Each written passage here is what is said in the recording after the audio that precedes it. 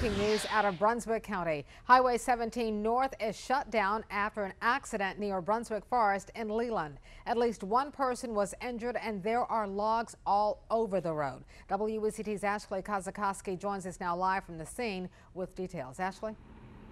Well, Fran, this is an absolute mess out here right now, and just in time for the evening commute, right at 5 o'clock, this log truck overturned, actually crashed into the back of a car. The person who was in that car was taken to the hospital. We aren't sure of the extent of that person's injuries at this time. Now, I'm going to move out of the way so you can see exactly what's going on. Officials just asked us to move back because they are getting ready to turn the truck upright. As you can see, it's flipped on its side. Now, they say gas is leaking from the truck and they will be able to stop that leak from happening if they are able to turn this upright. So they're getting ready to roll that truck over. Now, all these logs that you see out here, officers on the scene say it's going to take hours to clean this all up. So what does this mean for you or your loved one if they're driving home right now?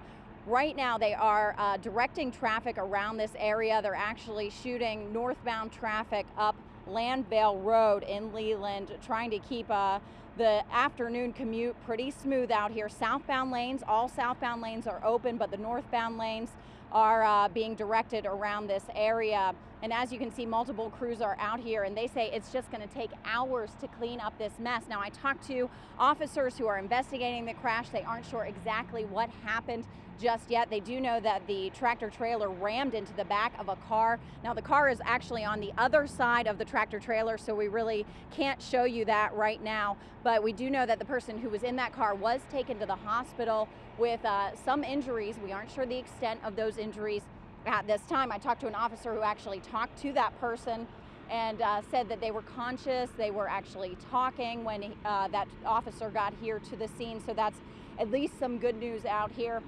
Now, once again, they think that this is going to be this northbound lane. All northbound lanes are going to be closed for hours. They're getting ready to start cleaning up the logs, and that's another reason they moved us back from the scenes because they are worried about just where those logs will roll once they start the cleanup out here. And stay tuned, we'll bring you updates throughout this newscast. Fran, back to you. Well, Ashley, before you go, and you may have mentioned this and I missed it. Now, you talked about the person in the car. You sent us a picture of that car. It's badly mangled, but you're saying that the injuries you're not aware of. And in terms of the driver of that 18-wheeler, do you know whether or not that driver was injured? I do not know whether the driver was injured. I just know that one person was transported to the hospital and that person was in the car. So it appears that the driver of the truck is probably still on scene here. I believe I saw him talking to members of the Highway Patrol as they try to figure out exactly what happened. Now, I do want to mention that I did talk to a sheriff's deputy on the scene.